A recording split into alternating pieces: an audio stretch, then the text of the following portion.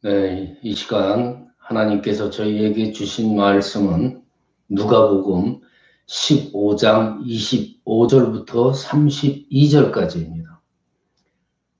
누가복음 15장 22절로 32절까지입니다. 신약성경 122페이지입니다. 신약성경 122페이지. 물론 스마트 주보에도 적어드렸습니다. 함께 봉독하십니다. 시작. 마다들은 밭에 있다가 돌아와 집에 가까이 왔을 때 풍악과 춤추는 소리를 듣고 한 종을 불러 이 무슨 일인가 물은데 대답하되 당신의 동생이 돌아왔음에 당신의 아버지가 건강한 그를 다시 맞아들이게 됨으로 인하여 살찐 송아지를 잡았나이다 하니 그가 노하여 들어가고자 하지 아니하거늘 아버지가 나와서 권한대 아버지께 대답하여 이르되 내가 여러 해 아버지를 섬겨 명을 어김이 없거늘 내게는 염소 새끼라도 주어 나와 내 겉으로 즐기게 하신 일이 없더니 아버지의 살림을 창녀들과 함께 삼켜버린 이 아들이 돌아오매 이를 위하여 살찐 송아지를 잡으셨나이다. 아버지가 이르되 이에 너는 항상 나와 함께 있으니 내 것이 다 내 것이더로다. 이내 동생은 죽었다가 살아났으며 내가 잃었다가 얻었기로 우리가 즐거워하고 기뻐하는 것이 마땅하다 하니라. 아멘. 자, 오늘 본문은 우리가 잘 아는 집 나갔던 아들이 돌아온 탕자 이야기입니다. 그런데 그 집안에 또 하나의 탕자가 있었어요. 바로 큰아들입니다. 자, 동생이 회개하고 뉘우치면서 돌아왔는데 그 동생을 미워할 뿐 아니라 분노까지 합니다. 그래서 아버지에게 대들은 그러한 내용이 오늘 말씀에 나와 있습니다. 아버지가 돌아온 둘째 아들로 인해서 너무 기뻐서 잔치를 벌이고 기뻐하고 있을 때 이 맏아들은 집으로 돌아오는 길에 잔치 그 음악 소리를 듣게 됩니다. 마음에 화가 치밀어 올랐습니다. 아니, 아버지 재산을 갖다가 다 탕진하고 진짜 허랑방탕하게 돌아온 저 녀석을 뭐가 잘났다고 잔치를 베풀어주고 있는가? 자, 동생도 믿고 아버지한테는 정말 섭섭하고 화가 치밀어 올랐습니다. 아버지가 달려 나오죠. 얘야, 내 동생이 살아왔다. 얼마나 기쁘냐? 이 형이 말하기를 뭐가 기쁩니까?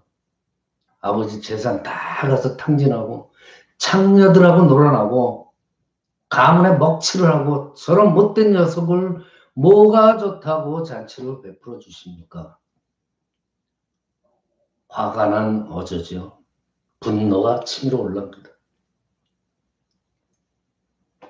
자, 여러분, 오늘날 이 세상을 사는 사람들이 이런 분노 속에서 살아가고 있습니다.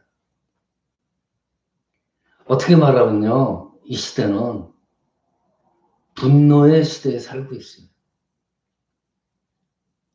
간단한 예로 한국이나 미국이나 마찬가지예요. 우리 사회를 보면은요, 크게는 좌파, 우파, 뭐 이렇게 해가지고, 뭐 국민들이 서로 경쟁하고 서로 분노하고 있는 것을 볼 수 있습니다. 크게는 그렇죠. 작게는 이웃 간에도, 마을과 마을 간에도 경쟁하고 서로 분노하고 티격태격하고 살아가고 있는 시대가 바로 오늘날 이 시대입니다. 그래서 우리가 우리 주변들을 잘 살펴보면요, 서로 간에 상처를 받습니다. 그래서 이 상처로 인해서 고통받는 분들이 얼마나 많은지 몰라요. 여러분, 이 희노애락, 인간이 당연히 느끼는 기본적인 감정입니다. 근데 문제는 분노, 이 화가 났을 때 어떻게 나를 다스리냐 하는 것입니다. 특히 우리 신앙인들은 어떻게 다스려야 되느냐. 다스리는 법을 모르면요, 그냥 화가 밖으로 분출되게 돼 있어요. 아무런 여과 없이. 그렇게 되면 이 세상은 어떻게 되는 거예요? 상처투성이의 세상이 되는 거예요. 그러면 안 되겠죠. 에베소서 4장 26절에 우리에게 이렇게 권면합니다. 분을 내어도 죄를 짓지 말고 그 분을 해가 지도록 품지 말라 그랬어요. 화가 난 상태로 오래 갖고 있지 말라고 그런 거예요. 마음을 잘 다스려서 이 분노를 가라앉혀야 된다는 말입니다. 그런데 불행하게도 인간 심리의 그 속성상 자기 혼자 힘으로는 도저히 불가능합니다. 분을 삭히기에는. 자, 인류의 조상 아담과 하와 에덴 동산에서 쫓겨난 후에 어린 양 첫 새끼를 드린 아벨의 제사는 하나님이 받으셨죠. 가인의 것은 받지 않으시자 어떻게 됐어요? 가인이 분노하죠. 하나님 앞에 감히 분노하고 자기 동생한테 분노했어요. 그래서 어떻게 해요? 가인이 자기 동생을 돌로 쳐 죽여요. 인류 최초의 살인자로 그는 성경의 역사 가운데 영원히 남게 되었습니다. 요한일서 3장 15절에 보면은 그 형제를 미워하는 게 살인하는 거라고까지 극단적으로 표현을 하고 경고하고 계십니다.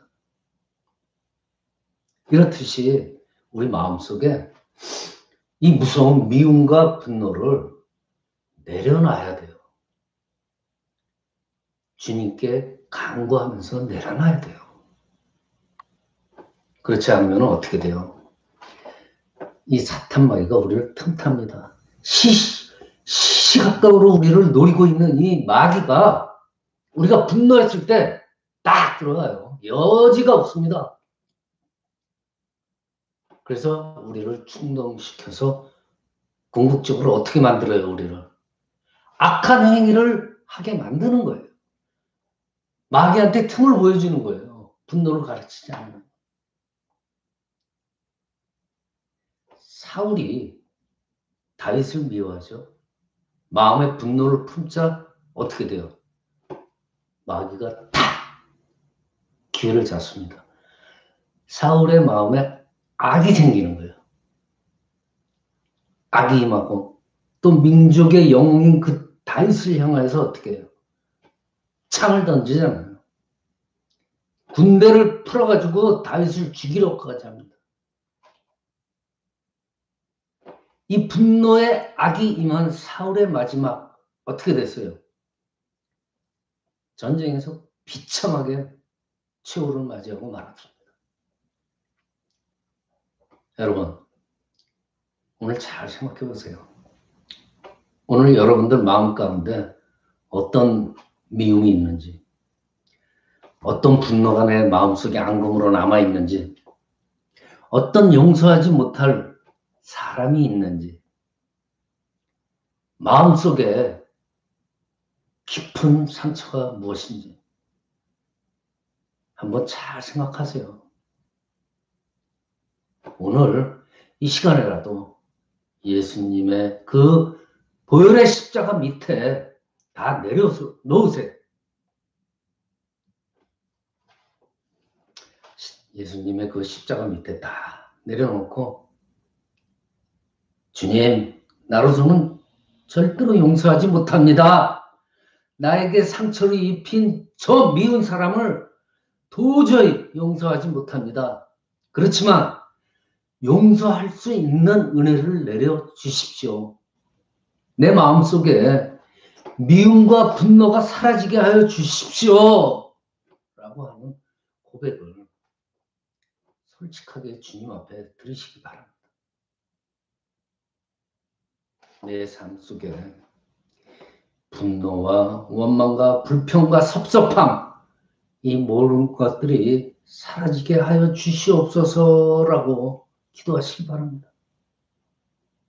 그래서 내 마음속에 기쁨과 평안과 자유, 그리고 치유, 용서, 그런 것들이 임하게 하여 달라고 간절히 간구하시길 바랍니다. 자, 여러분, 예수님은 자신을 십자가에 못 박아 죽인 그 사람들 앞에서조차도 어떻게 했어요? 절대로 분노하지 않았습니다. 우리는 어떤 모욕을 조그만 자존심 상해도 분노하잖아요. 그냥 누가 우리한테 조금이라도 상처를 주면은 바로 액션이 나와요. 그를 미워하고 분노하게 돼 있어요. 그런데 이사야서 53장 7절을 보면은요, 그가 곤욕을 당하여 괴로울 때에도 그의 입을 열지 아니하였으며 마치 도수장으로 끌려가는 어린 양과 털 깎는 자 앞에서 잠잠한 양같이 그의 입을 열지 아니하였도다 그러셨어요. 예수님 입 뜻밖을 안 했어요. 분노가 일어날 때 마음을 다스려야 됩니다. 더 나아가서는 이 우리의 언어도 다스려야 돼요. 잠언서 15장 1절에 이렇게 말씀하죠. 유순한 대답은 분노를 쉬게 하여도 과격한 입술의 말은 노를 오히려 격동시키느라 그랬어요. 분노할수록 입을 다스려서 유순하게 만들어야 돼요. 그게 남에게 상처를 안 입히는 방법이고 내가 상처를 삭히는 방법이에요. 또 잠언서 16장 2절에 보면 32절이요. 노하기를 더디하는 자는 용사보다 낫고 자기의 마음을 다스리는 자는 성을 빼앗는 자보다 나으니라 그랬어요. 노하기를 더디하라고. 그리고 자기의 마음을 다스리라고 그러신 겁니다. 여러분들은 잘 생각해 보세요. 오늘 어떤 분노가 내 마음속에 자리 잡고 있는가? 어떤 미움을 갖고 있는가? 어떤 섭섭한 마음을 갖고 있는가? 어떤 마음의 상처를 갖고 이 자리에 지금 앉아 있는가? 여러분들 잘 생각하세요. 그리고 십자가 밑에 다 내려놓으세요. 주님, 나는 나 혼자로 어떻게 못합니다. 나는 그 사람이 미워가지고 어떻게 견딜 수가 없습니다. 내 마음에 상처를 준 그 사람을 절대로 용서할 수가 없습니다. 생각만 하면 분노가 치밀어 오릅니다. 그래도 여러분 십자가 앞에 다 내려놓으세요. 여러분이 혼자서 해결할 수 없습니다. 예수님의 보혈로 나를 덮어서 그 예수님의 보혈의 사랑이 우리의 마음을 치료하여 주신다는 것을 온전히 믿고 주님께 맡길 때 정말 진정한 하나님의 은혜가 임하는 것을 경험하시길 바랍니다.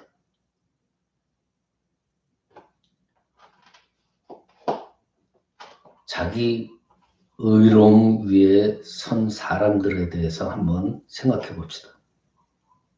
마다들이란 오늘 본문의 마다들, 자기 의로움 위에 서 있던 대표적인 사람이에요.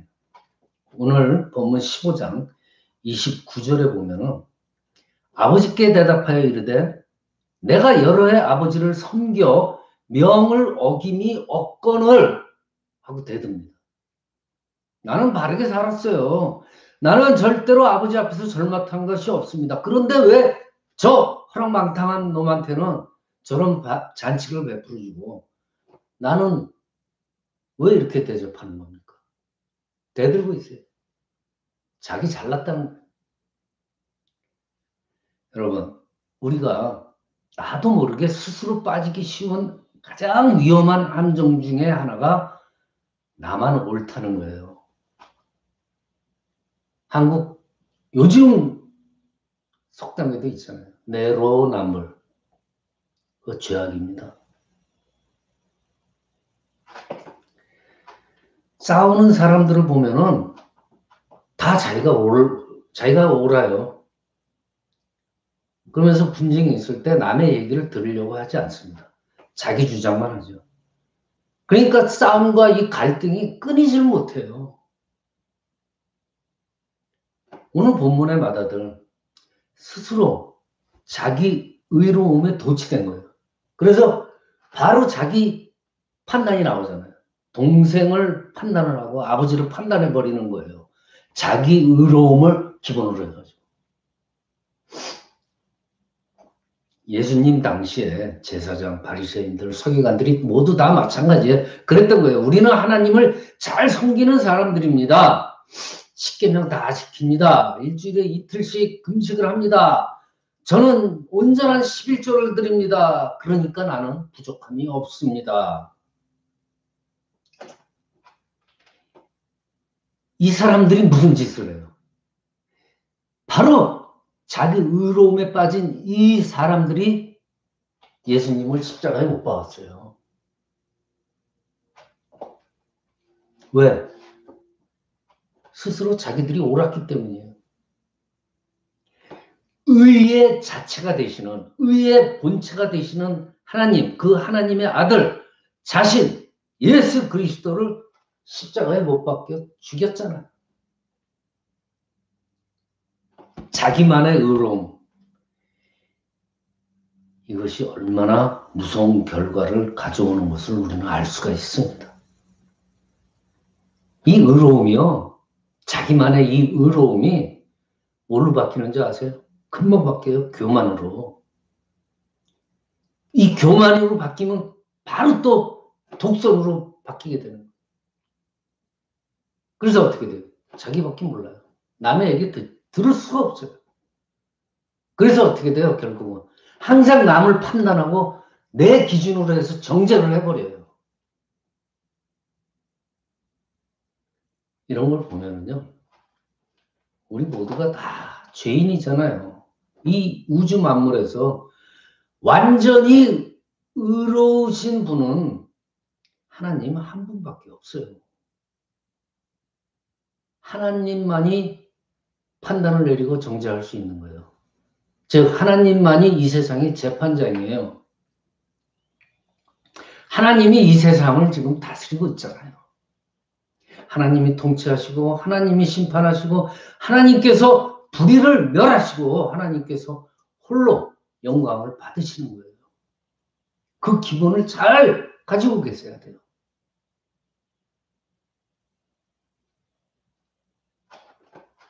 마지막으로 제일 중요한 것이 있죠.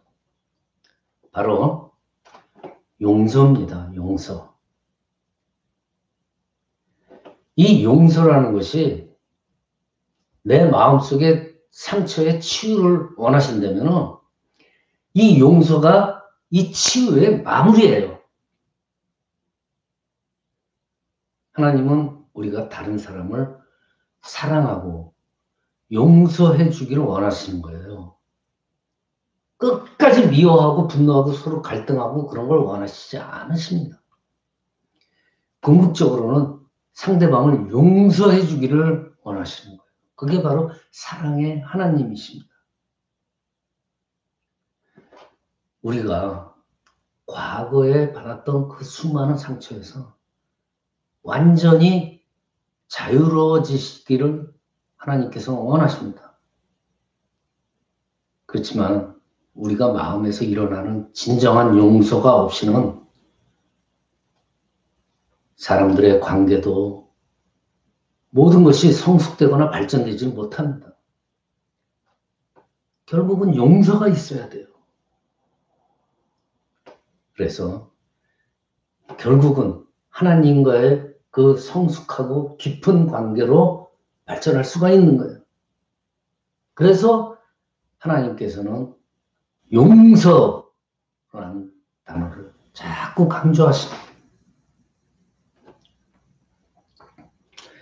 물론 이 용서라는 게 쉽지 않잖아요.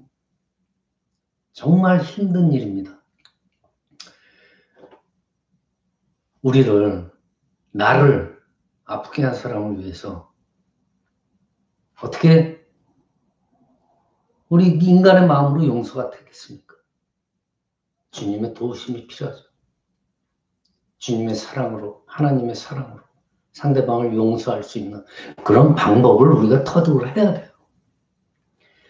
이 남을 용서한다는 건요, 남을 위해서도 용서가 필요하지만 나 자신을 위해서도 용서가 필요한 겁니다. 그것을 인식을 해야 돼요. 그래서 누군가를 용서를 하게 되면요, 하나님의 사랑과 은혜가 반드시 그 안에서 나타나게 돼 있습니다. 그 하나님의 사랑과 용서와 은혜를 경험하고 그 은혜로 하나님의 자녀가 될 수 있는 길이 더욱더 가까워지고 그 길로 인해서 우리가 축복을 받을 수 있는 거예요.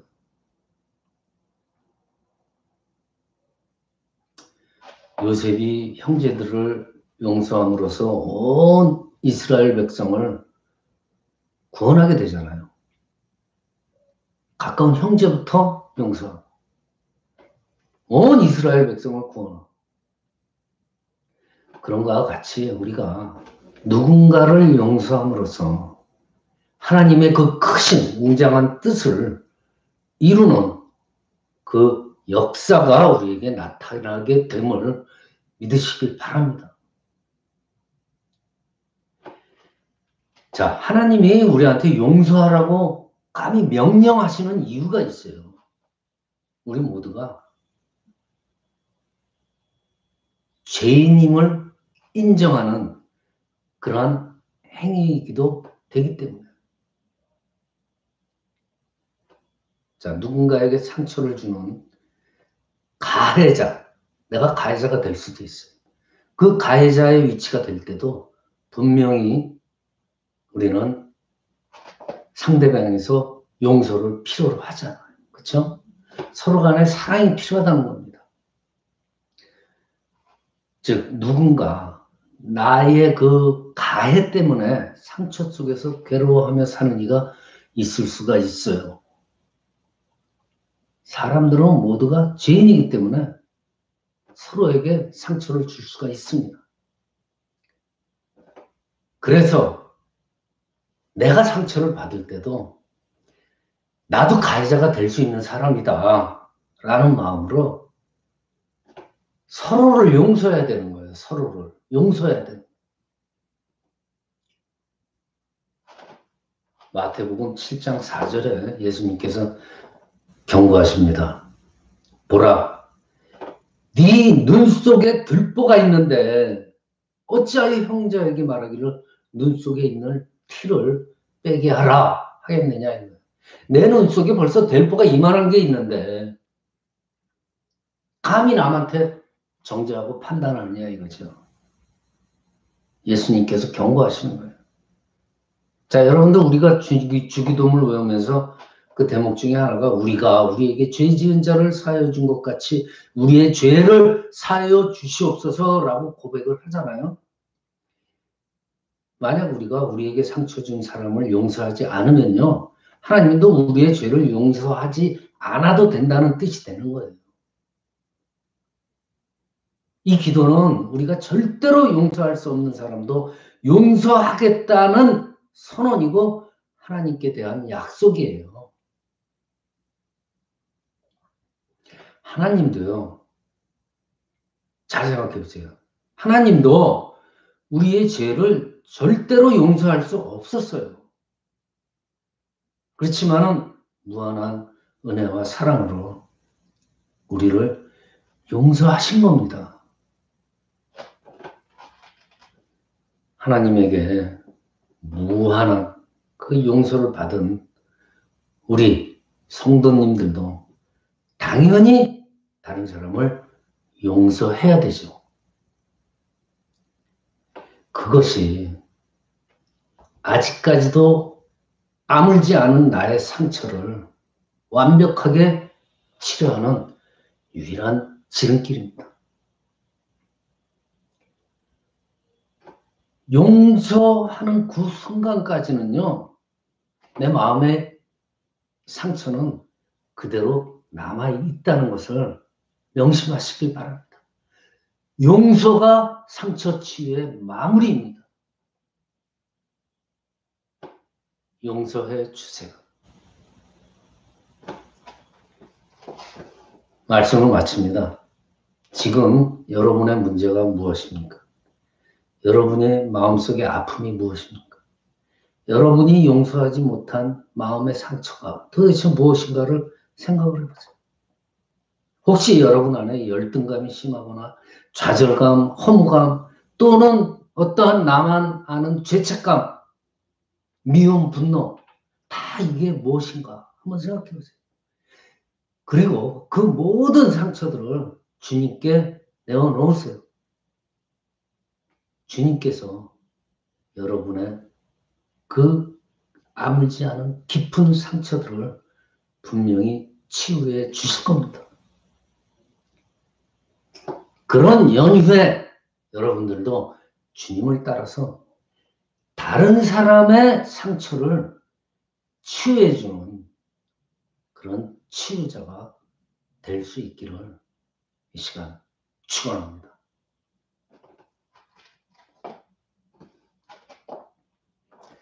이 시간 새 찬송가 370